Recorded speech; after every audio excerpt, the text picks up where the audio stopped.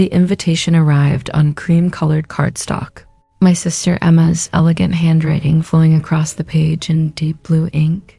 "You're cordially invited to celebrate Sarah's 35th birthday," it read, complete with gold embossed borders and a time, date, and location at Chez Laurent, the upscale French restaurant downtown that I'd only ever walked past. Pressing my nose against the windows to glimpse the crystal chandeliers and white tablecloths within, I held the invitation in my trembling hands. Sitting in my studio apartment with its peeling wallpaper and secondhand furniture, and felt a mixture of gratitude and anxiety wash over me. Emma had always been the successful one, the one who'd married her college sweetheart, bought the house with the white picket fence, and produced the perfect daughter who excelled at everything she touched. Meanwhile, I was the older sister who'd stumbled through life, collecting failed relationships and dead-end jobs like some people collect stamps. The past year had been particularly brutal. I'd lost my job at the marketing firm when they downsized, and despite sending out dozens of resumes, I was still waiting tables at a diner on the wrong side of town. My last relationship had ended 6 months ago when David decided he needed someone more stable, more put together. The words still stung, especially because deep down I knew he was right. But Emma was trying, I told myself. She was making an effort to include me, to celebrate me, even when I felt like there was precious little to celebrate. I called her that evening, my voice bright with forced enthusiasm. "Emma, the invitation is beautiful. You didn't have to go to all this trouble." "Nonsense," she replied, and I could hear the smile in her voice. "You're my big sister. You deserve to be celebrated. Besides, it's been too long since we've all been together." "Oh?" I asked, though I already knew the answer. "Well, Mark and I, of course, and Chloe's coming too. She's so excited to see you." My heart sank a little. Chloe, my 16-year-old niece, had been the light of my life when she was younger. I was the fun aunt who took her to movies, bought her ice cream for dinner, and listened to her dreams about becoming a veterinarian. But something had shifted in recent years. She'd grown distant, almost cold, responding to my texts with one-word answers and avoiding eye contact during family gatherings. "That's wonderful," I lied. "I can't wait to see her too." After hanging up, I stared at my closet, panic setting in. What does one wear to Chez Laurent when one's entire wardrobe consists of work uniforms and clearance rack finds? I had exactly $200 in my checking account, money I'd been saving for rent.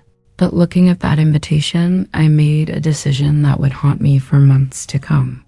The next day, I took the bus to the mall and found myself in the boutique section of Nordstrom, surrounded by clothes that cost more than I made in a week.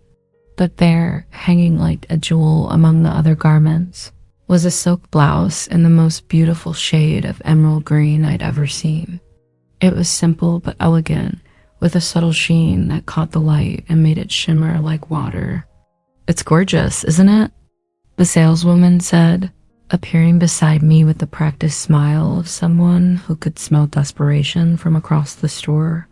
"That color would be stunning with your complexion." I looked at the price tag and felt my stomach drop. $180, nearly all the money I had left. But when I tried it on and saw myself in the three-way mirror, something magical happened. For the first time in months, I looked like someone worth celebrating. The green brought out the gold flecks in my brown eyes, and the cut was flattering without being too revealing. I looked worthy. "I'll take it," I said before I could change my mind.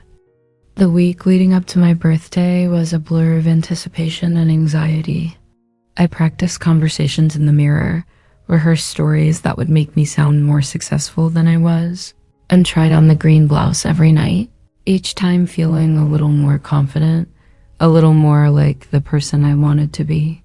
Emma called twice to confirm details, her voice bubbling with excitement. "I've ordered your favorite cake from that bakery on 5th Street, she said. "And I made sure they have that wine you liked from Christmas." I was touched by her attention to detail, by the way she remembered small things that mattered to me. Maybe this birthday would be different. Maybe this would be the turning point. The moment when my family saw me, not as the struggling older sister, but as someone deserving of love and respect. The night before the dinner, I couldn't sleep. I lay in bed staring at the ceiling, thinking about all the birthdays that had come before. The year I turned 30 and spent it alone because I was too embarrassed to admit I had no friends to invite anywhere. The year I turned 32 and Emma forgot entirely, calling 3 days later with profuse apologies and a hastily purchased gift card. The year I turned 34 and ended up crying in a restaurant bathroom because the waiter had been condescending about my inability to afford wine with dinner, but this year would be different. This year, I have the green blouse. I arrived at Chez Laurent 15 minutes early, my hands shaking as I gave my name to the hostess. The restaurant was everything I'd imagined and more: soft lighting, crushed flowers on every table, the gentle clink of expensive silverware against fine china. I felt like an imposter, but the green blouse gave me courage. Emma arrived with Mark and Chloe in tow, and for a moment, everything felt perfect. Emma hugged me tightly, exclaiming over how beautiful I looked. Mark, ever the gentleman, complimented my outfit and pulled out my chair. Even Chloe managed to smile, though it didn't quite reach her eyes. "Happy birthday, Aunt Sarah," she said, her voice flat but polite. "Thank you, sweetheart. You look so grown up." And she did. At 16, Chloe had inherited Emma's delicate features and Mark's height, but there was something harder about her now, something that hadn't been there when she was younger. She was beautiful in the way that teenage girls often are, all sharp angles and attitude, with long blonde hair and the kind of effortless style that comes from having parents who can afford to shop anywhere. We ordered drinks, wine for the adults, a cranberry juice for Chloe, and settled into conversation. For the first hour, everything went smoothly. Emma regaled us with stories from her job at the law firm. Mark talked about his latest business ventures, and I found myself relaxing, even laughing genuinely at their jokes. "So, Sarah," Mark said, cutting into a steak, "Emma tells me you're between jobs right now. Any prospects on the horizon?" The question was innocent enough, but I felt my cheeks burn. "A few things in the pipeline," I said vaguely. "You know how it is in marketing, feast or famine?" "Oh, absolutely," Mark nodded, though I could see the pity in his eyes. "Well, if you ever need a reference or want me to put in a word anywhere, just let me know. I have connections all over the city." "That's very kind of you," I replied, hating how small his offer made me feel, even though I knew he meant well. Chloe had been quiet throughout most of the meal, picking at her food and scrolling through her phone, despite Emma's repeated requests to put it away. But I caught her watching me sometimes, her blue eyes calculating in a way that made me uncomfortable. "Chloe, put that phone away," Emma said for the third time. "We're celebrating your aunt." "Why?" Chloe asked, the word dropping into the conversation like a stone into still water. "What do you mean, why?" Emma's voice carried a warning. "I mean, what are we celebrating exactly? That she's another year older and still has nothing to show for it?" The table fell silent. I felt like I'd been slapped, the words hitting me with physical force. Emma's face went white, then red. "Cloche Marie, apologize right now." But Chloe just shrugged, her attention already back on her phone. "I'm just saying what everyone's thinking." The rest of the meal passed in tense silence, punctuated only by Emma's increasingly desperate attempts to salvage the evening. She asked about my hobbies, complimented my hair, even suggested we all take a trip together sometime. But the damage was done. Chloe's words hung in the air like smoke, poisoning everything they touched. I excused myself to the bathroom, needing a moment to collect myself. In the mirror, I looked at the woman in the green blouse and tried to see what Chloe saw. Was I really so pathetic? So obviously a failure that even a 16-year-old could see through whatever facade I'd been trying to maintain? When I returned to the table, dessert had arrived. A beautiful chocolate cake with "Happy Birthday, Sarah" written in elegant script across the top. Emma was trying to light the candles with shaking hands while Mark attempted to engage Chloe in conversation about school. The scene should have been perfect, but it felt like a performance. Everyone playing their parts in a play that had already gone horribly wrong. "Make a wish," Emma said brightly, her smile not quite hiding the strain around her eyes. I closed my eyes and wished for the evening to end, for the ground to swallow me up, for anything that would make the humiliation stop. When I opened them, everyone was looking at me expectantly. "What did you wish for?" Chloe asked, and there was something in her tone that made me wary. "Chloe, you know I can't tell you that," I said, trying to keep my voice light. "It won't come true." "Like any of your wishes ever come true anyway?" she muttered, but loud enough for everyone to hear. Emma's voice was sharp now, all pretense of politeness gone. "That's enough." "What?" "I'm just being honest. Look at her mom. She's 35 years old. She has no job, no boyfriend, no house, no kids. She's wearing a blouse that probably costs more than she makes in a week, pretending to be something she's not. It's embarrassing." Each word was like a knife, precise and cutting. I felt tears prick at my eyes and blinked them back furiously. I would not cry, not here, not in front of everyone. "She's family," Emma said quietly, but there was something in her voice that wasn't quite conviction. "So that doesn't mean we have to pretend she's not a complete mess." I was reaching for my purse, ready to leave, ready to end this nightmare, when Chloe picked up her cranberry juice. For a moment, I thought she was going to drink it. Instead, she looked directly at me, her blue eyes cold and calculating, and threw the entire glass at my chest. The liquid hit me like a shock of ice water, soaking through the silk immediately. The cranberry juice spread across the green fabric like blood, dark and irreversible. Around us, other diners turned to stare, their conversations stopping mid-sentence. I looked down at my ruined blouse, at the stain spreading across my chest, and felt something break inside me.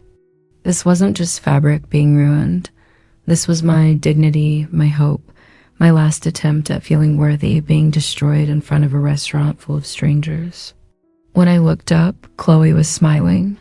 Not the innocent smile of a child who'd made a mistake, but the satisfied smile of someone who'd accomplished exactly what they'd set out to do. "Now, you look as cheap as you really are," she said, her voice carrying clearly across the suddenly quiet restaurant. The silence that followed was deafening. I could feel every eye in the restaurant on me, could hear the whispered conversations starting at nearby tables. A waiter appeared with napkins, his face professionally neutral, but his eyes full of pity. Emma was saying something, her voice high and panicked, but I couldn't make out the words over the roaring in my ears. I stood up slowly, my legs shaking. The wet silk clung to my skin, cold and humiliating. My beautiful green blouse, the one thing that had made me feel worthy of celebration, was ruined beyond repair.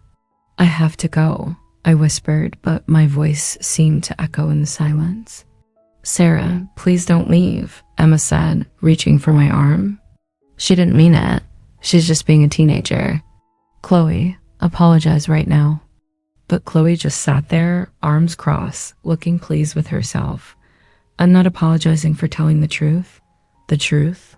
I found my voice, and it was stronger than I expected. "What truth is that, Chloe? That you're pathetic? That you're a burden on this family? That we all have to pretend to care about you? And your sad little life because mom feels guilty that you turned out to be such a loser?" The words hit me like physical blows. I looked at Emma, waiting for her to contradict her daughter, to defend me, to say something that would make this better.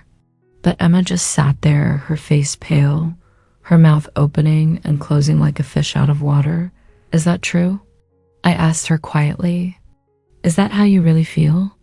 Of course not, Emma said quickly, but there was something in her eyes.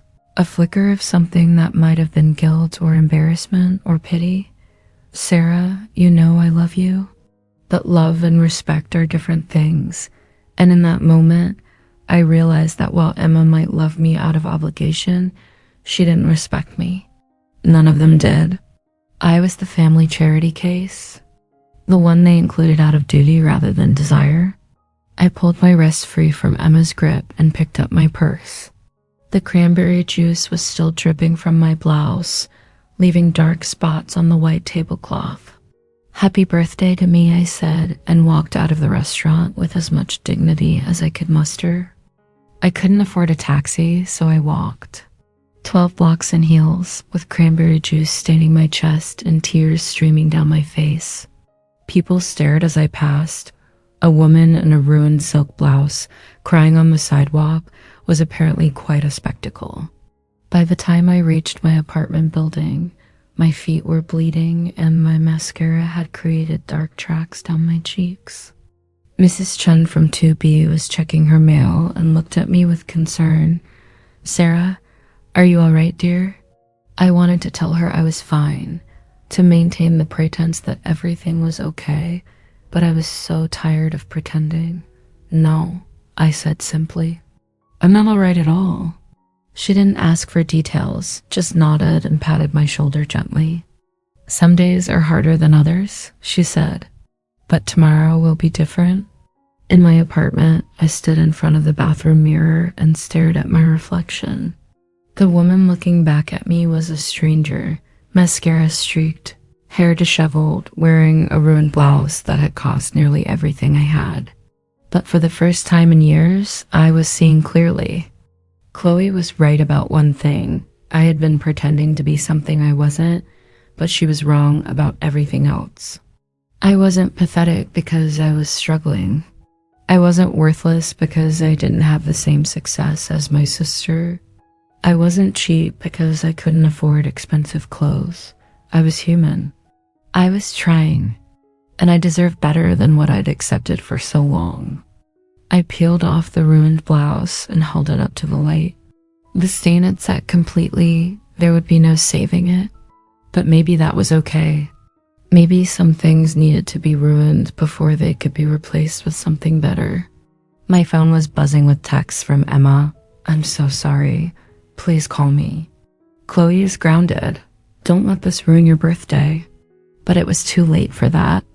My birthday was already ruined. Just like my blouse, just like my relationship with my niece, just like my trust in my sister. Some stains, I was learning, go deeper than fabric. I didn't answer Emma's calls for 3 days. When I finally did, her voice was small and apologetic. Sarah, I've been so worried. Please let me make this up to you. How? I asked. How do you make up for letting your daughter humiliate me in public? How do you make up for sitting there while she called me pathetic and worthless? She's 16, Sarah. She doesn't understand. She understands perfectly, I interrupted. She said exactly what she meant to say. The question is, where did she learn it? There was a long silence on the other end of the line. What are you implying? Emma's voice was defensive now. I'm not implying anything. I'm asking directly. Have you and Mark discussed my situation? Have you talked about how embarrassing it is to have a sister who can't get her life together? Another silence, longer this time. We've been concerned about you, Emma said finally. We worry you've been talking about me. Behind my back, discussing how pathetic I am, how much of a burden I've become, and Closa heard those conversations. It's not like that. Then what is it like, Emma? Because from where I'm sitting, it looks like you've been using me as a cautionary tale for your daughter. Don't end up like Aunt Sarah. Isn't that right? The silence stretched between us, filled with years of unspoken resentments and half-truths. I love you, Emma said finally, but her voice was hollow. I know you do, I replied. But love isn't enough anymore. I need respect, Emma. I need to be treated like a human being, not a charity case or a family embarrassment. What do you want me to do? I want you to think about whether you actually want me in your life or if you just keep me around out of guilt. And I want Chloe to understand that actions have consequences. She's grounded for a month. No phone, no friends, no. That's not enough, I said quietly. She destroyed something precious to me, Emma. Not just the blouse, but my dignity, my sense of self-worth. A month without her phone doesn't begin to address that. Then what do you want? I want her to understand what it feels like to lose something important. I want her to learn empathy. And I want you to figure out what kind of person you're raising, because right now she's cruel and entitled, and that's on you. After that conversation, Emma and I didn't speak for 2 months.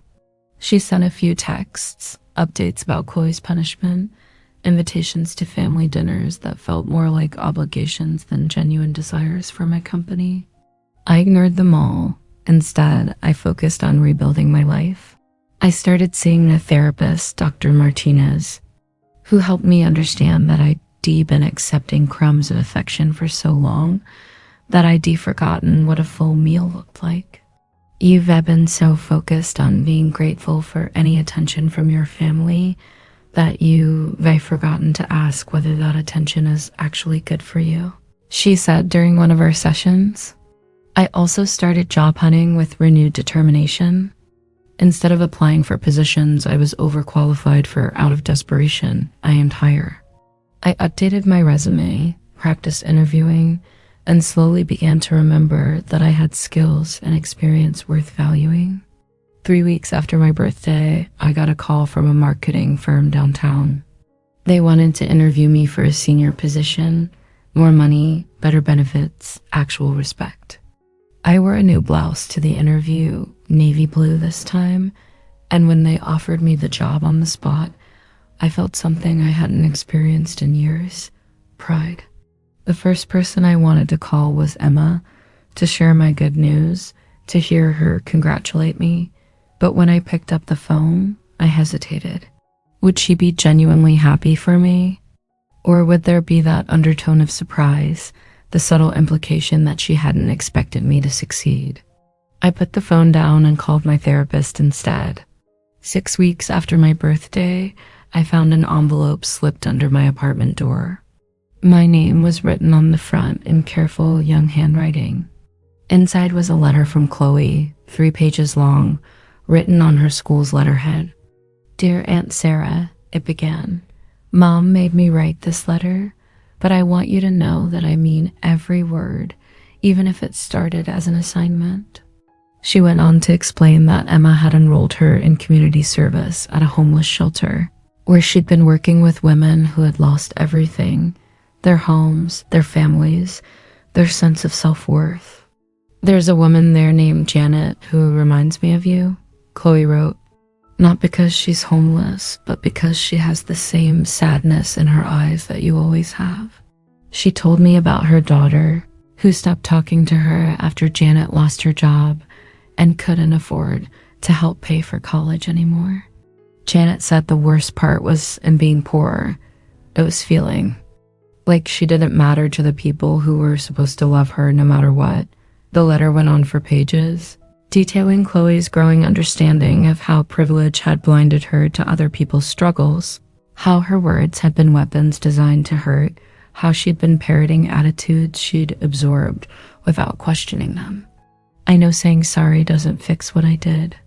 She wrote near the end, I know I cut and give you back your blouse or take away the humiliation I caused you, but I want you to know that I see you differently now.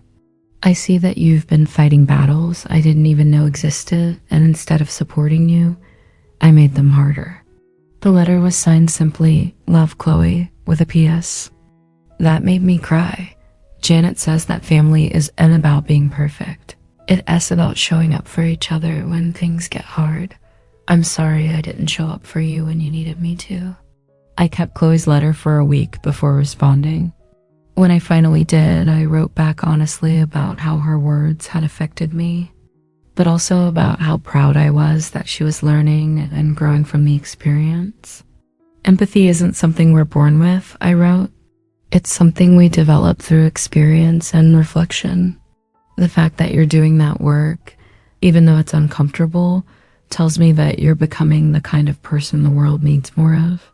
Emma called after Chloe showed her my response. Thank you, she said simply, for giving her a chance to make this right. She's still young, I replied. She has time to become better than she was. What about us? Emma asked. Do we have time to become better too? It was a good question, one I've been wrestling with in therapy. Dr. Martinez had helped me understand that forgiveness isn't about forgetting or excusing harmful behavior. It is about choosing not to let that behavior continue to poison your life. I think so, I said finally. But things have to change, Emma. I can't go back to being the family charity case, the one you include out of obligation. If we're going to have a relationship, it has to be based on mutual respect. I want that too, she said, and for the first time in months, I believed her.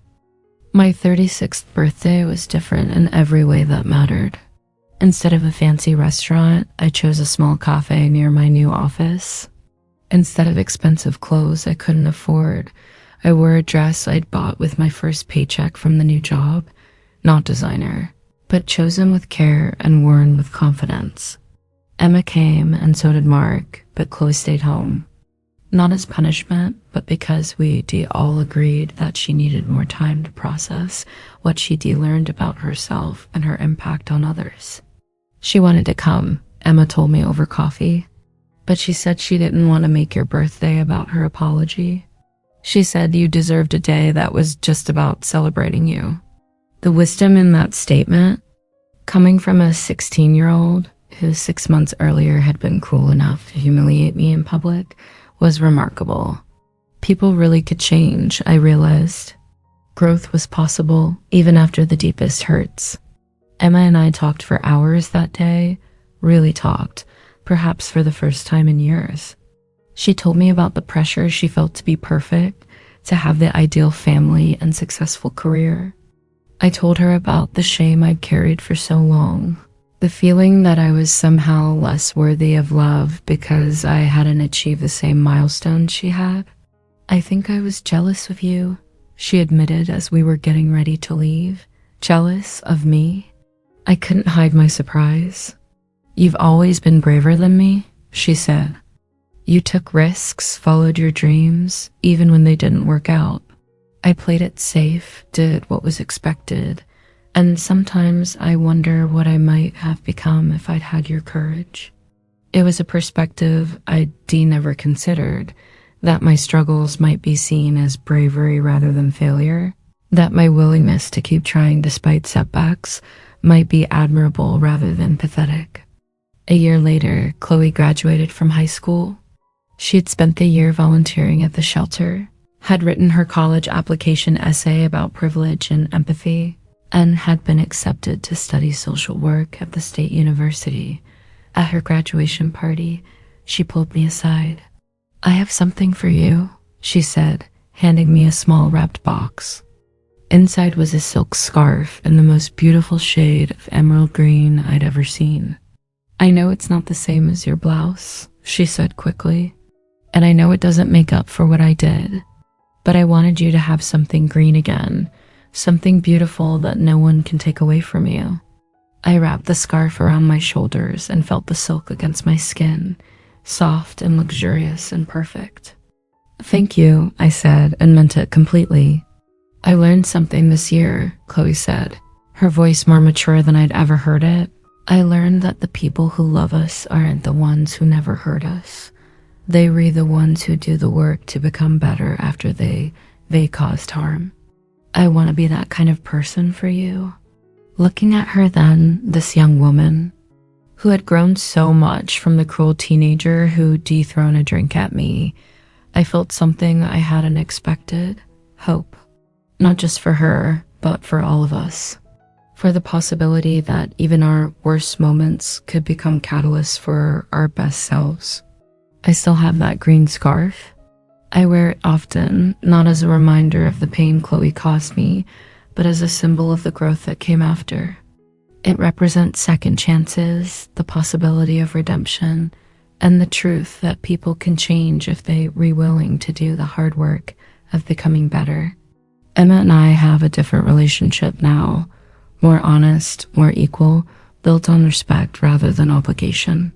We don't see each other as often as we used to, but when we do, it's because we genuinely want to be together. Chloe is in her second year of college now, studying to become a social worker. She calls me sometimes to talk about her classes, her internships, her growing understanding of how systems of privilege and oppression work. She's become the kind of person who stands up for others, who uses her voice to defend rather than destroy. As for me, I'm still learning to value myself, to believe that I deserve respect and kindness and love. Some days are harder than others, but I have tools now, therapy, boundaries, a support system of people who see my worth even when I struggle to see it myself. The silk blouse is long gone, thrown away that night in a moment of pain and anger. But the woman who wore it that night is gone too, replaced by someone stronger, someone who knows her worth, someone who would never again accept being treated as less than she deserves. Sometimes the most beautiful transformations come from the most painful moments. Sometimes we have to be broken before we can be rebuilt into something better.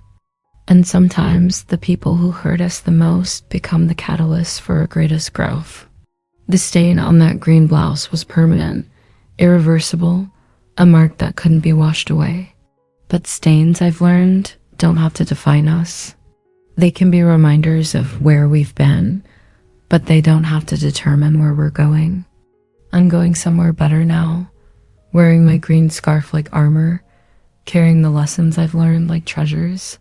And for the first time in my life, I'm excited to see where the journey takes me next.